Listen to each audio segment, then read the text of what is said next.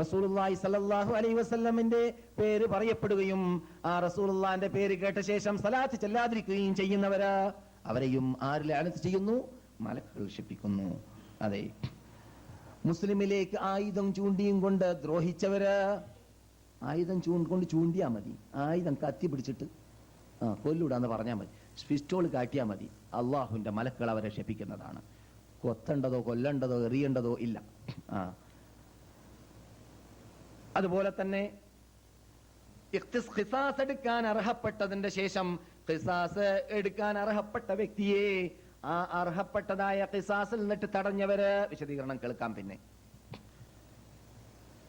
ഒരു ഭർത്താവ് ഭാര്യയെ വിരിപ്പിലേക്ക് ക്ഷണിക്കുന്ന വേളയിൽ ഭാര്യ മറുപടി നൽകിയിട്ടില്ലെങ്കിൽ അവളെയും മലക്കുകൾ അന്ന് രാത്രി കംപ്ലീറ്റ് ശപിച്ചുകൊണ്ടേ ഇരിക്കുന്നതാണ്. നല്ല ചാൻസ് അല്ലേ എന്നാ എന്നും ക്ഷണിച്ചുകൊണ്ടേ ഇരിക്കാതെ വെക്കരുത്.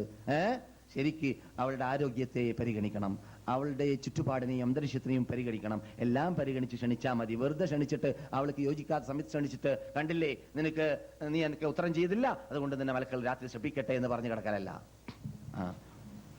പിന്നെ ഒരുത്തൻ സത്യനിഷേധിയായി തന്നെ ജീവിക്കുകയും സത്യനിഷേധിയായിട്ട് തന്നെ മരിക്കുകയും ചെയ്താൽ അവരെയും മലക്കുകൾ ശപിക്കുന്നതാണ്. അതുപോലെ തന്നെ സത്യനിഷേധിയായതിന്റെ ശേഷം തൗബ ചെയ്തിട്ട് മൂമിനായിട്ട് വീണ്ടും മുർത്തദ്ദായി മാറിക്കഴിഞ്ഞിട്ട് അങ്ങനെ തന്നെ കാഫറായി ചത്തുപോവുകയാണെങ്കിലും അവരെയും മലക്കുകൾ ശപിച്ചുകൊണ്ടേ ഇരിക്കുന്നതാണ്.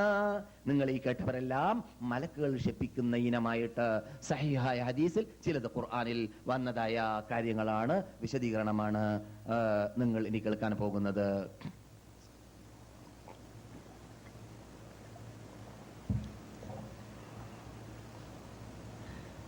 സഹബാക്കളെ ചീത്ത പറയുന്നവര്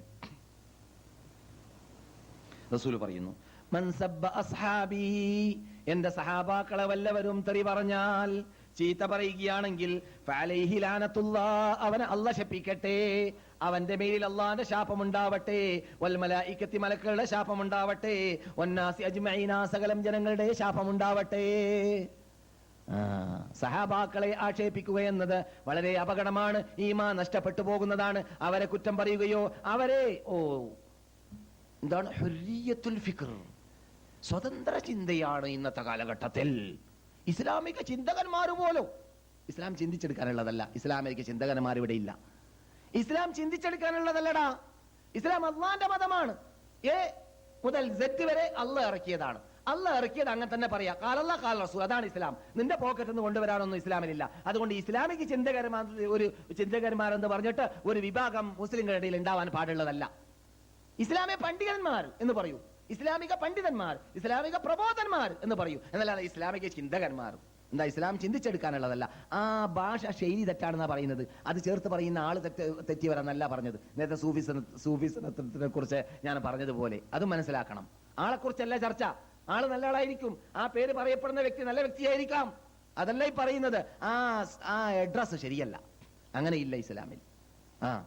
ഇങ്ങനെയുള്ളതായ ആൾക്കാര് പലരും എന്താണ് ചെയ്യാറുള്ളത്? ഇത് ചിന്തിച്ചെടുക്കാം, നമുക്ക് ഗവേഷണം ചെയ്തെടുക്കാം. അതുകൊണ്ട് ഉസ്മാന്റെ ഭരണകൂടത്തെ കുറിച്ച് നമുക്ക് പഠിക്കാം, മുആവിയയുടെ ഭരണകൂടത്തെ കുറിച്ച് നമുക്ക് പഠിക്കാം, അബൂബക്കർ സിദ്ദീഖിന്റെ ഭരണകൂടത്തെ കുറിച്ച് പഠിക്കാം, എന്നിട്ട് നമുക്ക് നിരൂപണം നൽകാം എന്നൊക്കെ പറഞ്ഞിട്ട് അവര് സ്വർഗത്തിൽ പോയി ടിക്കറ്റ് കിട്ടി, നാം ഇവിടെ അവരെ ഇറച്ചി നിന്നിട്ട് നരകത്തിൽ പോകാം. എന്തിനാണ് ഇത് നിൽക്കുന്നത്? അത് വേണ്ട, അത് ഒഴിവാക്കാം. ഏറ്റവും വലിയ അപകടമാണെന്ന് നബിയുനാ മുഹമ്മദ് റസൂലുള്ളാഹി. റസൂൽ എന്താ പറഞ്ഞത്?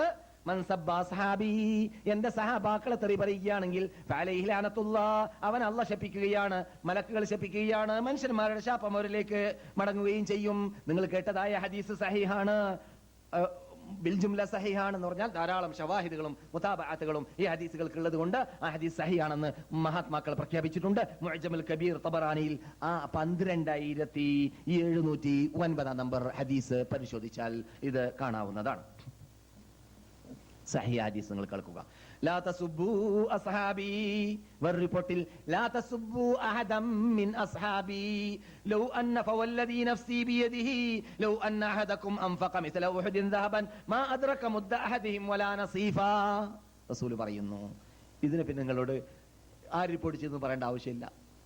കാരണം ഈ ഹദീസ് സഹീഹ് മുസ്ലിമിലുള്ളതും ഞാൻ ഇവിടെ ദശക്കണക്കിൽ പ്രാവശ്യം പല വർഷങ്ങളിലായിട്ട് വിശദീകരിച്ച് പറഞ്ഞതായ ഹദീസുമാണ്. റസൂൽ പറയുന്നു, എന്റെ സഹാബാക്കളെ നിങ്ങൾ ചീത്ത പറയരുത്.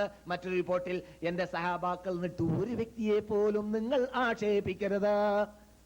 റസൂലുള്ളാഹിന്റെ സഹാബാക്കളെ റസൂലുള്ളാഹിന്റെ പിന്നിൽ അണിനിരന്നുകൊണ്ട് നബിയെ കണ്ടുകൊണ്ട് മുസ്ലിമായി ഇസ്ലാമിൽ അടിയുറച്ച് ജീവിച്ച് മരിച്ച ആ മഹാത്മാക്കളാണ് സഹാബാക്കൾ. അല്ലാഹ് സ്വർഗ്ഗ വാഗ്ദാനം ചെയ്തവരാണ് എല്ലാവരും സഹാബാക്കൾ.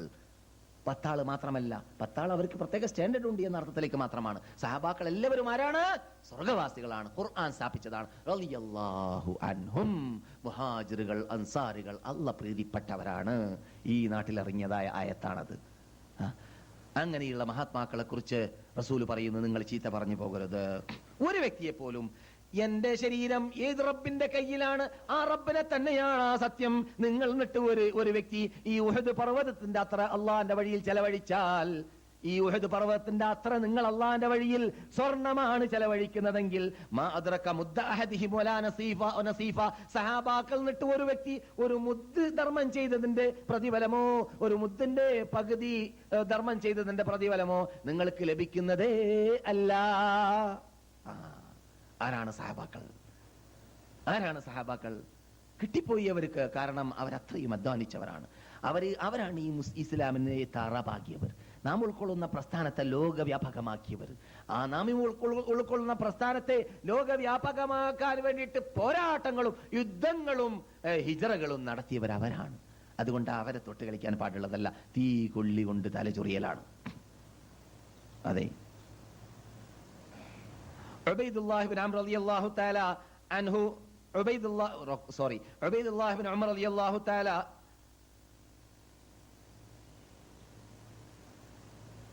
അൻഹുവിൽ നിന്നിട്ട് ഒരവസരത്തിൽ മിഖ്ദാദുമായിട്ട് ഏറ്റുമുട്ടലുണ്ടായി. മിഖ്ദാദ് സഹാബിയാണ്. നിങ്ങൾക്ക് മിഖ്ദാദിനെ ബദറിൽ കേട്ട് പരിചയമുണ്ട്. ബദറിൽ ഇത് ബുദ്ധി ഉപയോഗിച്ചിട്ട് ചെയ്യേണ്ടതാണോ അല്ല ഇവിടെ തന്നെ ഇറങ്ങണമെന്ന് അള്ളാന്റെ വഹയാണോ? റസൂലിനോട് ചോദ്യം. അവിടെ ബദർ കേട്ടപ്പോൾ ഞാൻ വിശദീകരിച്ച് പറഞ്ഞിട്ടുണ്ട്. മിഖ്ദാദുമായിട്ട് ഏറ്റുമുട്ടൽ ഉണ്ടായി. എന്തോ ഒരു ചർച്ച, വരസലുണ്ടായി. അങ്ങനെ മിഖ്ദാദിനെ ആക്ഷേപിച്ചു. ആര്? ഉബൈദുള്ള. അപ്പോൾ ഉമർ റളിയല്ലാഹു തആല അൻഹു പറഞ്ഞു, കൊണ്ടടാ കത്തി, ഞാൻ അവന്റെ നാവ് മുറിക്കട്ടെ, മകന്റെ നാവ് മുറിക്കാൻ വേണ്ടിയിട്ട് ഒരുങ്ങി. ഇബ്നു ഉമർ റളിയല്ലാഹു തആല അൻഹു ഒരവസരത്തിൽ, അങ്ങനെയാണ് അവരുടെ സ്വഭാവം, ഒരവസരത്തിൽ റസൂലുള്ളാഹി സ്വല്ലല്ലാഹു അലൈഹി വസല്ലം തങ്ങൾ പറഞ്ഞ വാക്കങ്ങട്ട് പ്രഖ്യാപിച്ചപ്പോൾ, എന്റെ ഭാര്യയെ ഞാൻ പള്ളിയിലേക്ക് ആക്കൂല എന്ന് പറഞ്ഞപ്പോൾ ഇബ്നു ഉമർ റളിയല്ലാഹു തആല അൻഹു, ഇനി ഞാൻ നിന്നോട് സംസാരിക്കൂല എന്ന് പറഞ്ഞ വാർത്ത എവിടെയുണ്ട്? സഹീഹ് മുസ്ലിമിൽ കാണാം. സഹീഹ് മുസ്ലിമിൽ കാണാം. എന്താണ്? റസൂലുള്ളാഹി സ്വല്ലല്ലാഹു അലൈഹി വസല്ലം തങ്ങൾ പറഞ്ഞൊരു വാക്കുണ്ട്. എന്ത്? ലാ തംനഉ ഇമാ അല്ലാഹി മസാജിദല്ലാഹ്. അള്ളാന്റെ അടിമ സ്ത്രീകളായ നിങ്ങളുടെ പെണ്ണുങ്ങളെ പള്ളിയിലേക്ക് പോകുന്നതിനെ നിങ്ങളോട് അവർ ആവശ്യപ്പെട്ടാൽ നിങ്ങൾ തടയരുത്. അവര് പോകുന്നത് ഇസ്ലാമിക പോക്കായിരിക്കണം, ഇസ്ലാമിക പർദ്ദ ധരിച്ചിട്ടായിരിക്കണം, നിങ്ങളുടെ അനുവാദത്തോടു കൂടിയായിരിക്കണം. പോകുന്ന വഴിയിൽ അപകടം ഉണ്ടാവാൻ പാടുള്ളതല്ല, വാസന ദ്രവ്യം പൂശാൻ പാടുള്ളതല്ല, പോകുന്ന പള്ളിയിൽ സ്ത്രീ പുരുഷ മിശ്രം ഉണ്ടാവാൻ പാടുള്ളതല്ല. അങ്ങനെയുള്ള നിബന്ധനകളൊക്കെ ഒത്തതിന്റെ ശേഷമാണ് അവർ പള്ളിയിലേക്ക് പോകാൻ വേണ്ടി ആവശ്യപ്പെടുന്നതെങ്കിൽ നിങ്ങളോട് അവരാവശ്യപ്പെട്ടാൽ നിങ്ങൾ അവരെ തടയരുത് എന്നാണ് വിശദീകരണമെന്ന് ഞാനിവിടെ പറയാറുണ്ട്. അങ്ങനെയുള്ള ഒരു ഹദീസ് അവിടെ വിശദീകരിച്ചതായ വേളയിൽ ഞാൻ എന്റെ ഭാര്യയെ ഒരിക്കലും പള്ളിയിൽ പോകാൻ സമ്മതിക്കുകയില്ല എന്ന് പറഞ്ഞപ്പോൾ ഇബ്നു ഉമർ പറഞ്ഞു, എടാ, എന്റെ റസൂല് പറയുന്നു, എന്റെ നേതാവ് പറയുന്നു, പെണ്ണുങ്ങളെ പള്ളിയിൽ പോകുന്നതിനെ തടയരുത്. നീ പറയുന്നത് തടയുമെന്നാണോ? എന്നാൽ നീയും ഞാനുമായി ബന്ധമില്ല എന്ന് അദ്ദേഹം പറഞ്ഞു. മരണം വരെ മകനോട് സംസാരിച്ചിരുന്നില്ല ഇബ്നു ഉമർ. അള്ളാഹുവിന്റെ റസൂലിന്റെ സഹാബിയായ ഇബ്നു ഉമർ അദ്ദേഹത്തിന്റെ മകനോട് മരണം വരെ സംസാരിച്ചിരുന്നില്ല എന്നത് മഹാനായ ഇമാം മുസ്ലിം റഹ്മത്തുള്ളാഹി അലൈഹി അദ്ദേഹത്തിന്റെ സഹീഹിൽ റിപ്പോർട്ട് ചെയ്യുന്നുണ്ട്. അങ്ങനെയാണ് അവർക്ക് ഇസ്ലാമിനെതിരിൽ വല്ലതും കണ്ടാൽ, ഇവിടെ എന്താ സംഭവിച്ചത്? കൊണ്ടടാ കത്തി എന്നാ പറഞ്ഞത്, മകന്റെ നാക്ക് മുറിക്കാൻ വേണ്ടിയിട്ട്. സഹാബാക്കളൊക്കെ കൂട്ടമായി ഒരുമിച്ച് കൂടി എന്നിട്ട് ചീത്ത പറയപ്പെട്ട അല്ലെങ്കിൽ ആക്ഷേപിക്കപ്പെട്ട മിഖ്ദാദിനോട് പറഞ്ഞു. അങ്ങനെ മിഖ്ദാദോട് കൂടി ഉമറിനോട് പോയിട്ട് പറഞ്ഞു, ഞാൻ മാഫ് ചെയ്തിട്ടുണ്ട്, അതുകൊണ്ട് ദയവ് ചെയ്തിട്ട് മകനെ സൃഷ്ടിക്കരുതെന്ന് ആവശ്യപ്പെട്ടു. അങ്ങനെ മകന് മാഫ് ചെയ്യപ്പെടുകയും ചെയ്തതായിട്ട് ഹദീസിൽ കാണുന്നു. മഹാനായ ഇമാം അഹ്മദ് ഇബ്നു അബ്ദുൽ ഹലീം ഇബ്നു തൈമിയ ഷൈഖുൽ ഇസ്ലാം റഹ്മത്തുള്ളാഹി അലൈഹി അദ്ദേഹത്തിന്